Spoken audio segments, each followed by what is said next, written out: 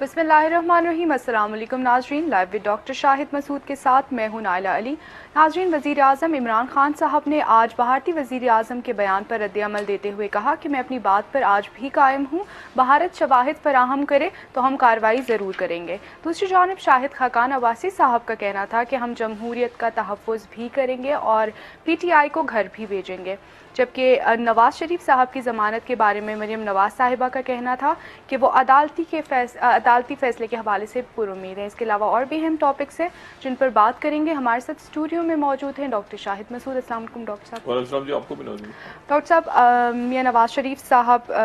کے کل کیس کا فیصلہ بھی آنا ہے، ضمانت کے حوالے سے کیس ہے کل اسلام آباد ہائی کورٹ میں۔ مریم نواز صاحبہ نے بھی آج کہا ہے کہ وہ عدالتی فیصلے کے حوالے سے کافی پر امید ہے۔ کیا سمجھتے ہیں کل کوئی مثبت فیصلہ ان کے حوالے سے آنے والا ہے؟ عدالت کا فیصلہ ہے اور ظاہر ہے کہ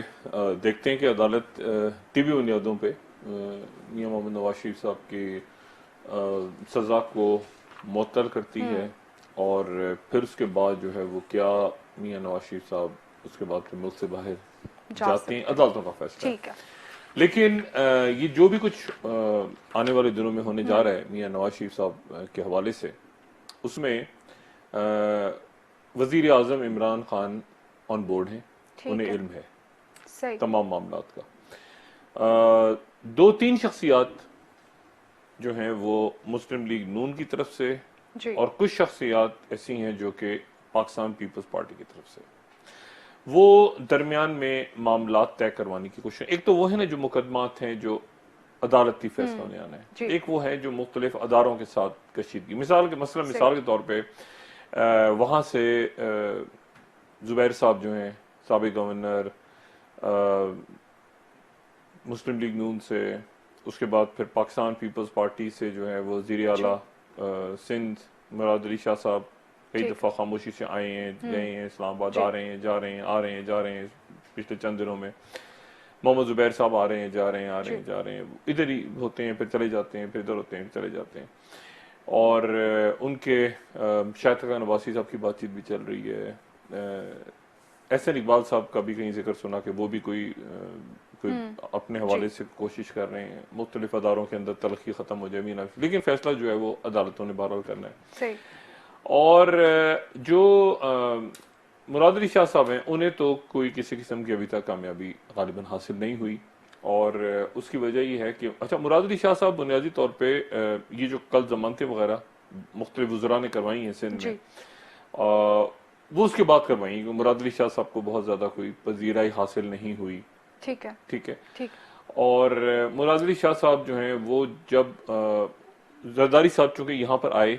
اور شہباز شریف صاحب نے ان سے ملنے سے انکار کر دیا، کہہ کہ جس دن آئیں گے اس دن میری کمر میں درد ہوگا۔ زرداری صاحب آئے، بیٹھے رہے، مولانا فضل الرحمان سے ملاقات کر کے واپس چلے گئے، اسمبلی میں بھی نہیں گئے، اسمبلی میں ہلا گلا ہوتا رہا۔ تو ایک زمانے میں یہ بات پہلے بھی کہتا رہا ہوں اور میں دوبارہ کہوں گا، اس میں کوئی ناراض ہونے کی، جو وزیر اعظم تھے اس وقت بھی ناراض ہو جاتے تھے۔ میں یہ کہتا تھا ہمیشہ کہ ایک دن ایسا ہوگا، وہ پتہ نہیں کلپ کبھی کل چلا دیں گے کسی وقت موقع ملا تو، میں کہتا تھا کہ شاہد خاقان عباسی صاحب جگہ لینا چاہ رہے ہیں شہباز شریف صاحب کی۔ شاہد خاقان عباسی حقیقت میں جگہ لے چکے ہیں، اب آپ کو شاہد خاقان عباسی زیادہ بات کرتے ہوئے بھی نظر آئیں گے، اسمبلی میں بھی زیادہ نظر آئیں گے۔ مطلب مسلم لیگ نون میں آپ دیکھیں نا شہباز شریف صاحب کو بولنے سے انکار کر دی، شہباز شریف صاحب بولتے نہیں ہیں اب، وہ کہتے ہیں، اور اس طرح مریم نواز صاحبہ بھی کچھ نہیں، ٹھیک ہے نا، فتح ہوگی، انصاف ہوگا، یہ ایک جملہ کہہ کے بس نکل گئے۔ شہباز شریف صاحب تو باقاعدہ پوری ایک بڑی بھاری بھرکم پریس کانفرنس کی، ایک بے شمار لوگوں کو شہباز شریف صاحب نے کہا تھا کہ آ جاؤ میں پریس کانفرنس کرنے والا ہوں، وہ پریس کانفرنس بھی ان کی منع کر دی گئی۔ تو بولنے کا اختیار جو ہے وہ صرف شاہد خاقان عباسی صاحب کے پاس ہے، احسن اقبال صاحب کے پاس ہے، مریم اورنگزیب صاحبہ کے پاس ہے، وہ بھی بیان دے گی، باقی باتیں جو ہیں سب چپ، بالکل خاموشی اختیار کر لی ہے انہوں نے۔ اور اگر بولنا ہے تو صرف اچھا انہوں نے تو بالکل خاموشی اختیار کر لی ہے، یہ جو شخصیات ہیں، جو مریم نواز صاحب ہیں، نواز شریف صاحب ہیں، شہباز شریف صاحب ہیں، اور جو باقی بھی شخصیات ہیں، وہ اگر بولیں گی تو صرف عمران خان کے بارے میں بولیں گی، عمران خان کو کوسیں گی، اس حکومت میں کیا تھا، ہماری حکومت بڑی اچھی تھی، مطلب بالکل، یعنی وہ پیپلز پارٹی کے بارے میں نہیں بولیں گے کہ پیپلز پارٹی کی حکومت میں کچھ ہوا، ایسا کچھ نہیں بولیں گے۔ پیپلز پارٹی تو ساتھ، یعنی عجیب تماشا ہے، مسلم لیگ نون جو ہے ان کو صرف اتنی اس وقت ان کا جو سیاسی بیانی ہے وہ یہ ہے کہ کرپشن جو ہے وہ عمران خان کے دور میں ہو رہی ہے. کرپشن جو ہے وہ سارا ملک کا بڑا غرق عمران خان کے دور میں ہو رہا ہے. پیپلز پارٹی کے دور میں کچھ نہیں. پیپلز پارٹی والوں کا یہ بیانیہ ہے کہ جو ستیہ ناش ہوا ہے وہ صرف سارا کا سارا عمران خان کے دور میں ہوا ہے, نواز شریف کے دور میں. عجیب ایک جو ہے نا ایک یعنی دیکھنے میں ایک احمقانہ قسم کی سیاست نظر آتی ہے آپ کو, مگر سیاست ہے یہی اس وقت کہ وہ ان کو کوس رہے ہیں, وہ بھی ان کو کوس رہے ہیں, اور دونوں نے ایک دوسرے کو نہیں کہنا کچھ. ٹھیک ہے, ملک برباد ہو گیا, عمران خان نے کر دیا ملک. اچھا وہ 6 مہینے شاید ابھی عمران خان کو ہوں گے. اچھا پیپل پارٹی کہہ رہی ہے عمران خان نے کر دیا, نون کہہ رہی ہے عمران خان نے کر دیا. دونوں ایک دوسرے کو مل کے جو ہے وہ ان کے دور میں بھی اچھائی تھی, ہمارے دور میں بھی اچھائی تھی, ان کے دور میں بھی اچھے تھے, یہ بھی اچھے تھے, ہم بھی اچھے تھے, یہ بھی اچھے تھے, یہ چیز چل رہا ہے. اچھا تو اب غالباً جو مسلم لیگ نون کے جو قائدین ہیں ان کو اس بات کا یقین ہے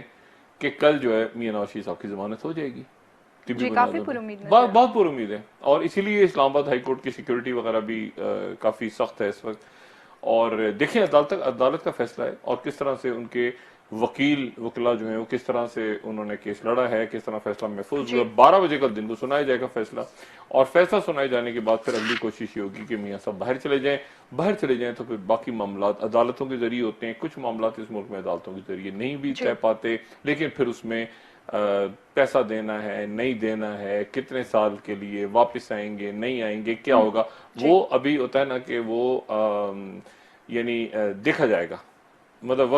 آہستہ آہستہ دیکھا جائے گا. ابھی تک میاں نواز شریف صاحب بالکل جو ہے وہ اپنی جسے کہنا چاہیے نا کہ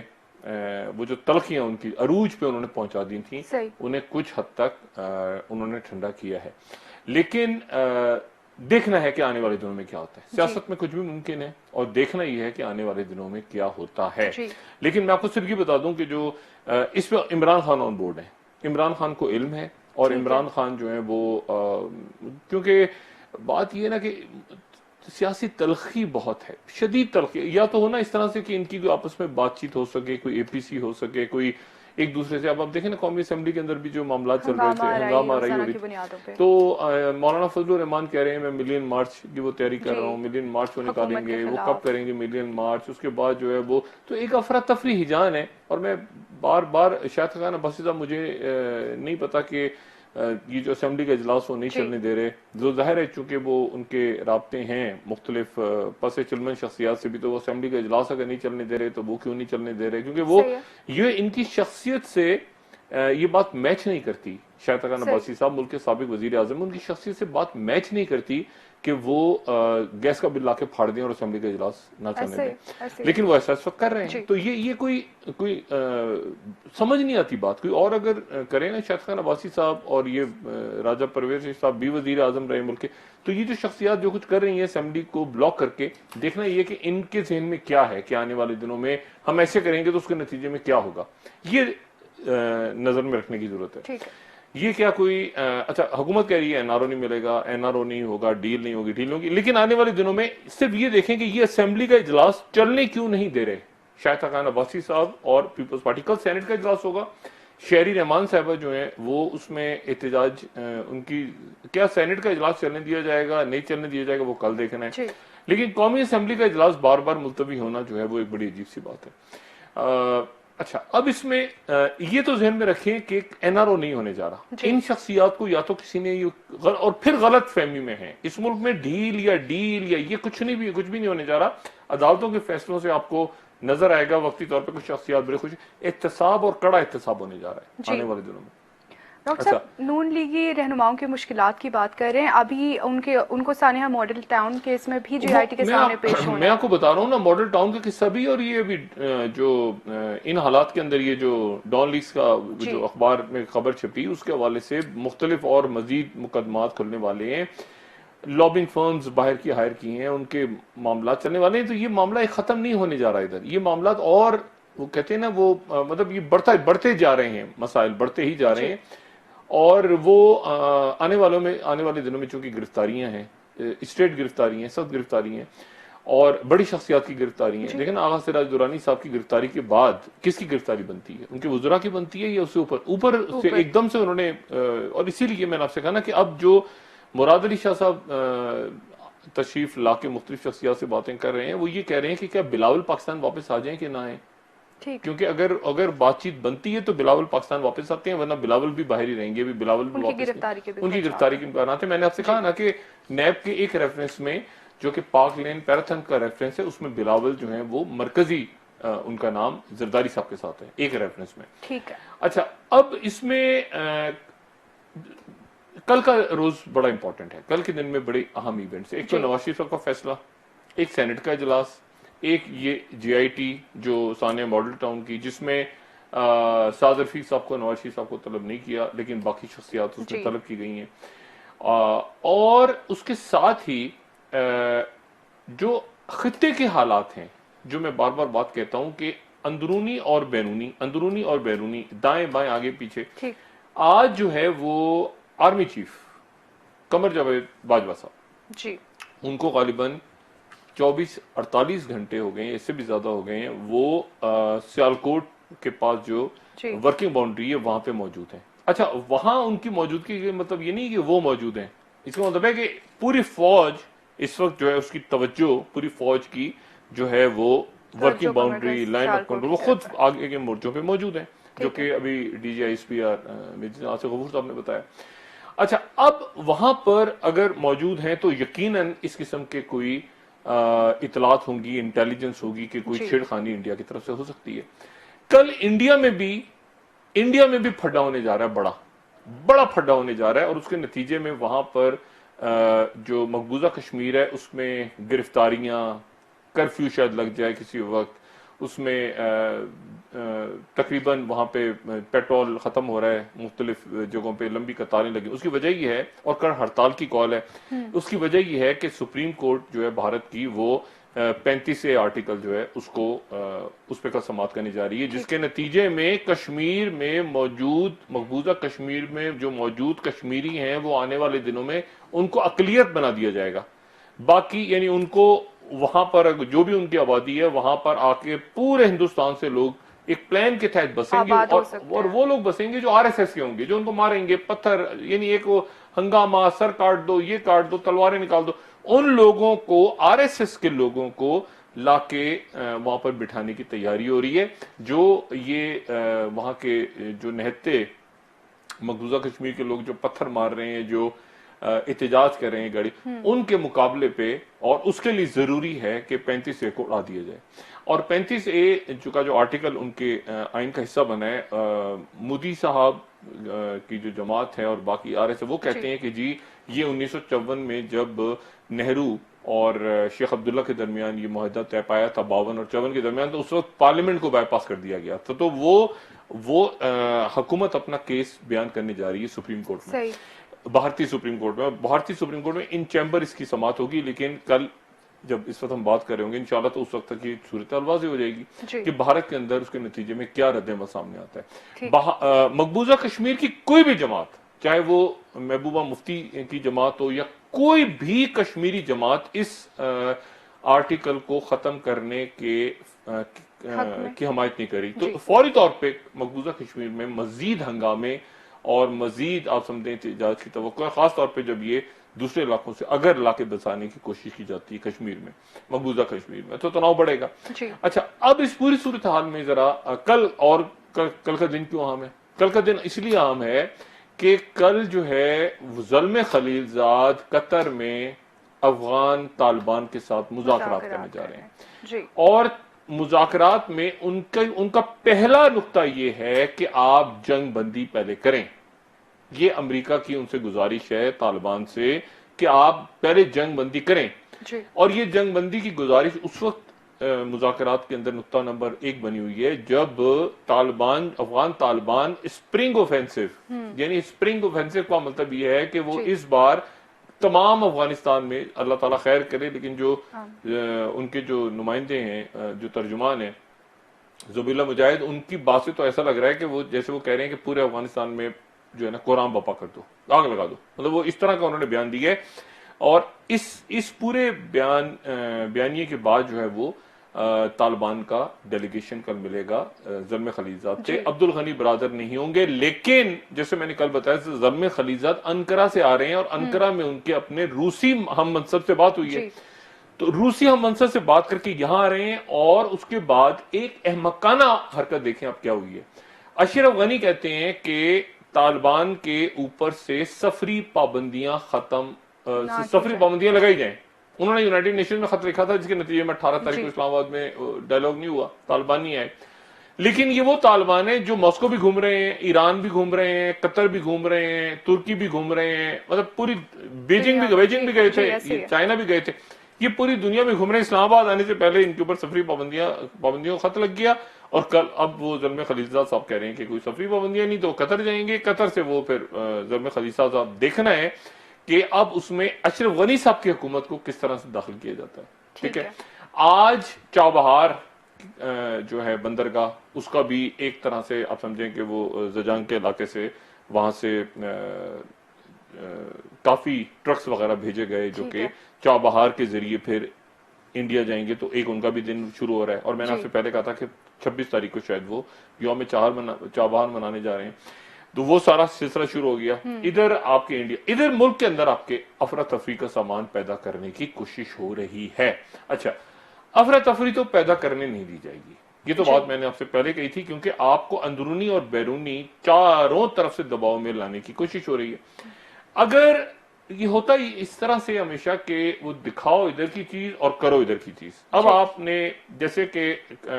D G I S P R major ناصر غفور صاحب نے کہا کہ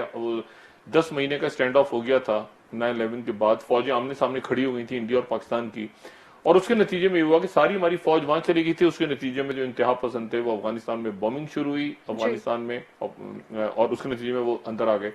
اب بھی اس بات کے امکانات ہیں کہ فوج زیادہ توجہ, اتنا زیادہ پریشر انڈیا بنا دے, اتنا پریشر بنا دے, جنگ ہوگی, جنگ کرو, کوئی چھوٹا موٹا کوئی وہاں پہ ایل او سی پہ فائرنگ شروع کہ فوج آپ کی ساری وہیں گیجو, اور اس کے نتیجے میں بلوچستان میں, کراچی میں, سندھ میں, پنجاب میں, یا آپ کے ان علاقوں میں جہاں سے آپ نے دہشت گردی ختم کی, فاٹک علاقوں وہاں پہ بڑی دہشت گردی کی جائے. لیکن میں آپ کو ایک بات بتاؤں, کچھ نہ کچھ ہوگا ضرور. اگر کسی کا یہ خیال ہے کہ یہ اگلے 50 دن رہ گئے ہیں مودی صاحب کے الیکشن میں, کہ ان 50 دنوں میں کچھ بھی نہیں ہوگا یہاں تک جانے کے بعد, یہ تو دیکھیں باتیں کہنے کی ہے نا, وہ یہ گر گیا, وہ ایسے ہو گیا, ہم نے ان کو میڈیا پہ بات کر دی, انہوں نے آگے سے 2 سنا دی. اس میں حقیقتاً خطرات ہیں, حقیقتاً پاکستان کو خطرات ہیں, اور حقیقتاً ایک جنگ ہو رہی ہے اس وقت. وہ جنگ آپ کے اندھے کے دشمنوں سے ہو رہی ہے. جنگ یہ نہیں ہو رہی کہ وہ لڑائیاں اور جو بومنگز ہو رہی ہیں, کوئی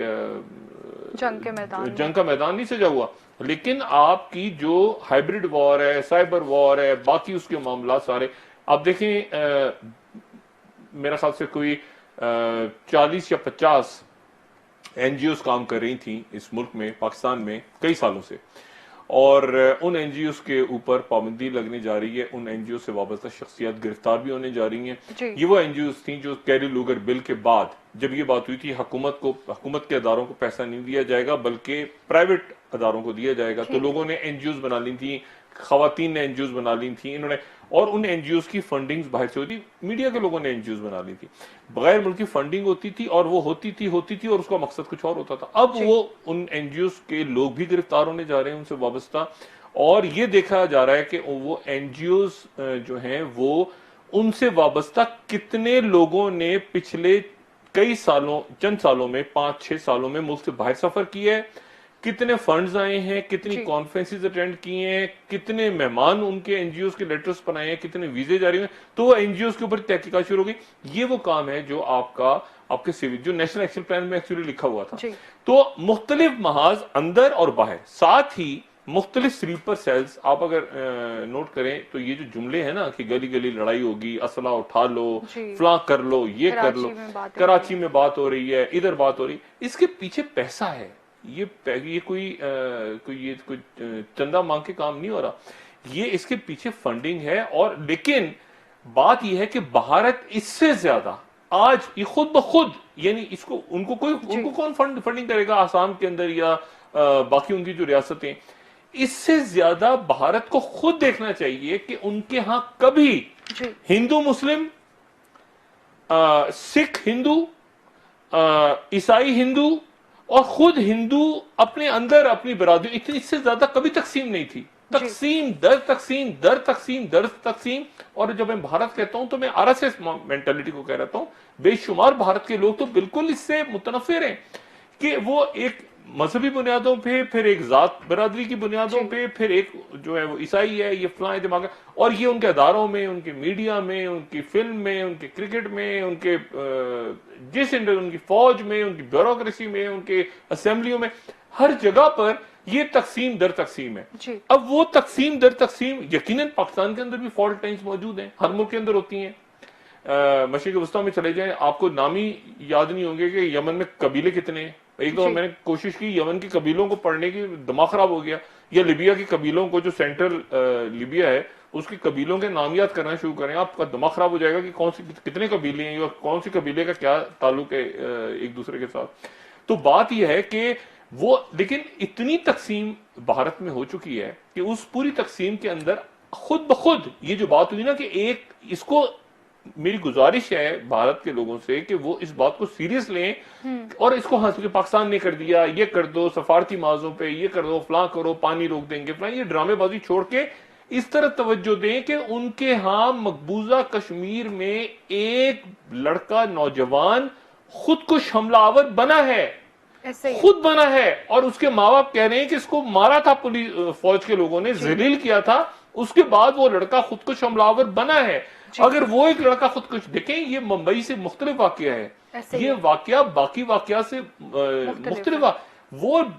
बच्चा या लड़का जो है अगर खुदकुश हमलावर बना है तो ऐसे खुदकुश हमलावर हमने तो देखे पाकिस्तान में। खुदकुश कितने खुदकुश हमले हुए पाकिस्तान में। ये अगर इंडिया में सीरीज शुरू हो गई, तो 1 अरब आबादी का इंडिया, जहां पूरी दुनिया की मार्केट और मईशत मौजूद है, वो क्या इस बात का मुतहम्मिल हो सकता है कि वहां पर उनके बड़े बड़े शहरों के अंदर खुदकुश हमले शुरू हो जाएं? सही, ठीक है। पाकिस्तान में तो हुए हैं, पाकिस्तान में तो हो चुके हैं, हम तो भुगत चुके हैं ना। क्या इंडिया मुतहम्मिल है इस बात का? और खास तौर पे उस वक्त जबकि उनके अपने कश्मीर के अंदर से वो लड़का, बजाय इसके कि वो डायलॉग करें, यानी देखें, ये बजाय इसके कि वो डायलॉग, वो 35 को खत्म कर दो, ये कर दो, वो कर दो, उसके नतीजे में क्या वहां पर ये नफरतें और बढ़ेंगी नहीं? और ये खुदकुश हमलावर जो कि एक अजाब है आज की दुनिया में, खुदकुश हमले नौजवान, क्या ये और उनकी जो आसाम में या त्रिपुरा में या बाकी जगहों पे जो तहरीकें चल रही हैं, तो क्या वो ये तरीका का इस्तेमाल नहीं करेंगे? कर सकते हैं, तवज्जो दें अपने इंटरनल मामलात पे। ठीक है डॉक्टर साहब, एक ब्रेक लेते हैं। पाकिस्तान में बड़ी गिरफ्तारियां, जी आप जरा जी नाज़रीन, एक ब्रेक लेते हैं, ब्रेक से वापस आकर डिस्कशन को यहीं से कंटिन्यू करेंगे, हमारे साथ रहिएगा।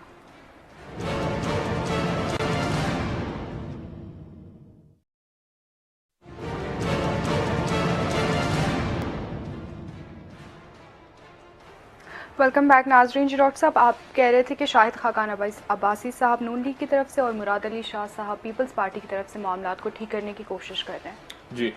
मामलात को ठीक करने की कोशिश कर रहे हैं, लेकिन मसला है कि उनके अपने मामला दोनों के ठीक नहीं है। लेकिन उधर वो LNG केस सर पे खड़ा हुआ है और उधर जो मुराद अली शाह साहब जो है वो ओमनी ग्रुप के अंदर दस्तखत किए हुए हैं। तो वो तो चूंकि जाहिर है कि जद्दारी, इस प्रोग्राम में बात हुई, जद्दारी साहब के जहन में भी ये है कि शायद मुराद अली शाह साहब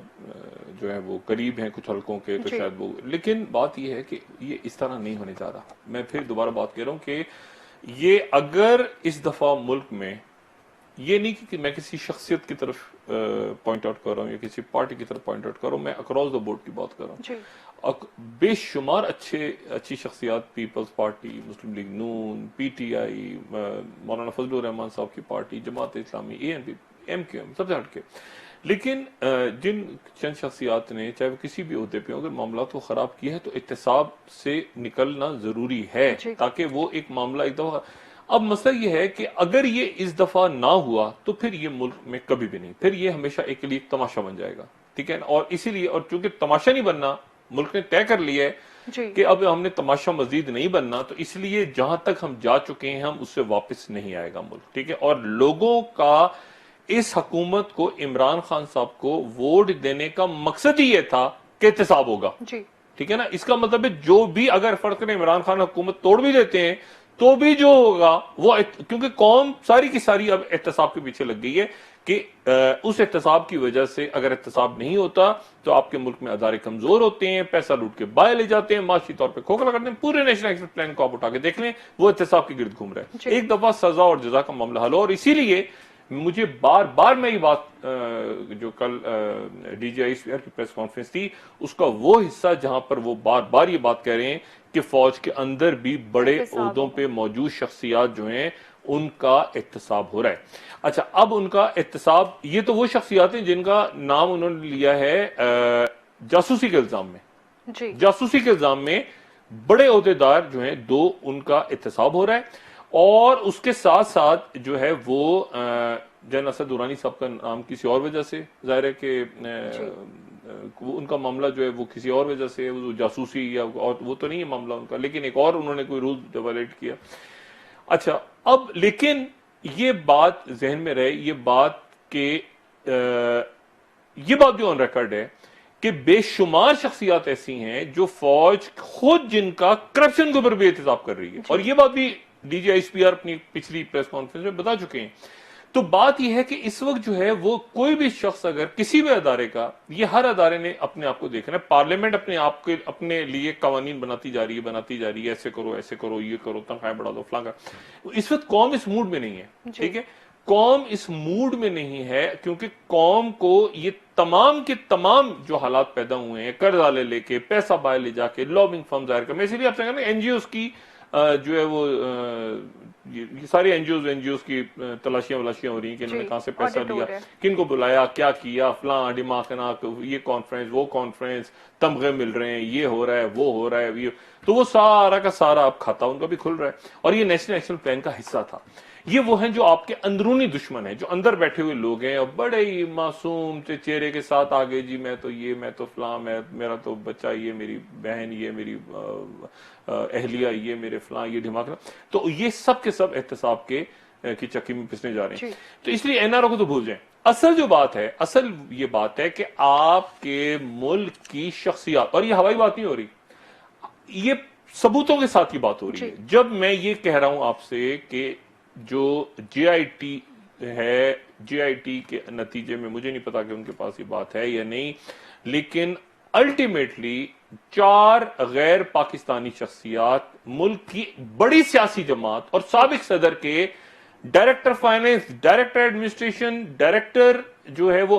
یہ ان کے معاملات دیکھنے کے لیے ملک سے باہر سارا پیسہ, ساری جائیدادیں, کہ اگر ان کیس میرے لیے پرابلم ہو پیدا پاکستان میں رہ جاؤں, تو تمہاری بات جو کہ جن کا تعلق انڈیا سے ہے, تمہاری بات کو, میری بات سن کے پوری دنیا میں پھیلا دیا جائے, پیسہ بھی ہے, سب کچھ. تو اگر ایسی صورتحال ہو تو مجھے بتائیں کہ کیسا,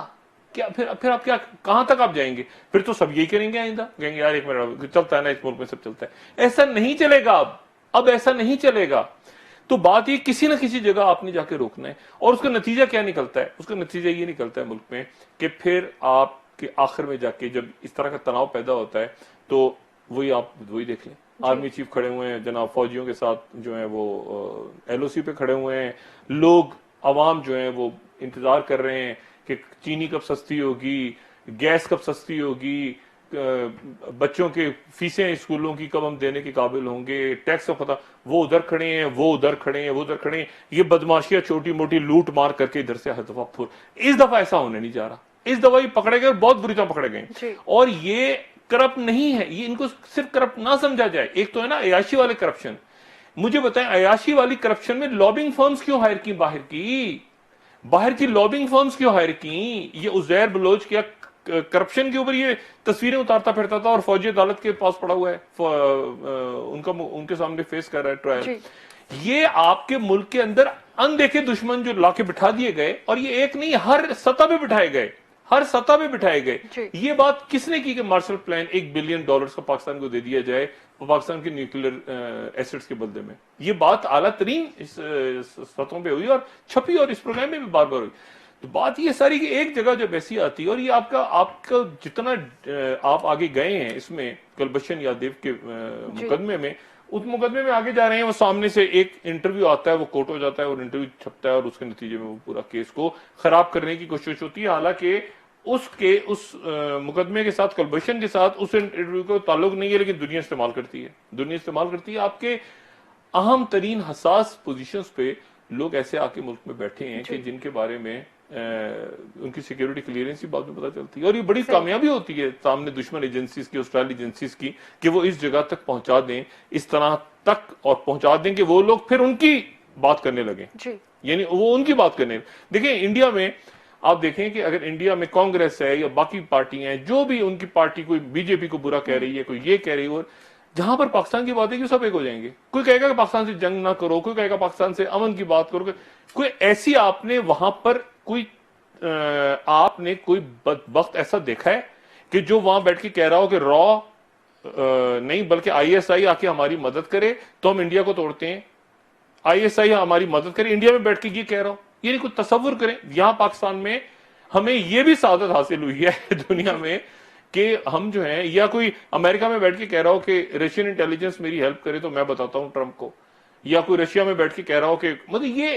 ایک عجیب و غریب قسم کا ہم نے ایک ملک بنایا ہوا تھا جس کے بارے میں اب یہ بات طے ہے کہ اب یہ نیا، پرانی جو انتہا پسندی تھی وہ بھی چھوڑ دی، وہ بھی گئی ساری. یہ سارے جو آپ کے آپریشن ہوئے پاکستان میں کتنے، آپ مجھے بتائیں، آپ دیکھیں پاکستان سے زیادہ لبرل ملک آپ کو نظر نہیں آتا. اگر یہ آپ کے اندر موجود دو اندیکھے دشمن ہے، اگر آپ اسے ختم کرتے ہیں، آپ کی باہر سے سرمایہ کاری، ایئر فرانس،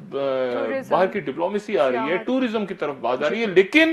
یہاں ہم نے چھوڑنا نہیں ہے کیونکہ ہم نے نتیجہ دیکھ لیا. اور آپ دیکھیں انڈیا نہیں بھارت پوری انویسٹمنٹ، مودی صاحب پوری انویسٹمنٹ کے باوجود ابھی تک بلوچستان کے اندر کوئی تحریک نہیں کھڑی کر پائے. ایسے ہی ہے، پوری سرمایہ کاری کے باوجود آپ کے فاٹا میں اس طرح سے وہ امن کے مسائل نہیں، تمام سب کچھ کرنے کے بعد، برسا برس کے بعد، ان کے جو کراچی میں، پنجاب میں، ادھر ادھر جتنی خاموش انویسٹمنٹس تھیں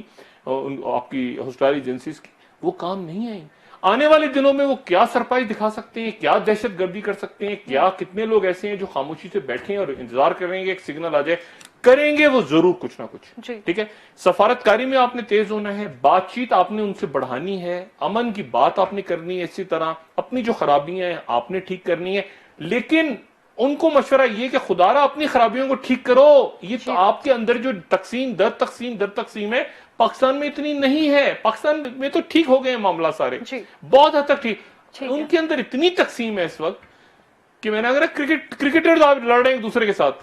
شکریہ ڈاکٹر صاحب، شکریہ، بہت شکریہ جی، بہت شکریہ. جی ناظرین، پروگرام کا وقت ختم ہو گیا ہے. کل انشاءاللہ دوبارہ آپ سے ملاقات ہوگی. مجھے نائلہ علی کو اجازت دیجیے. اللہ حافظ. جی ڈاکٹر صاحب، اپنے دوستوں رشتہ داروں گرد و نواح کے لوگوں کا سب خیال رکھیے گا. اللہ حافظ.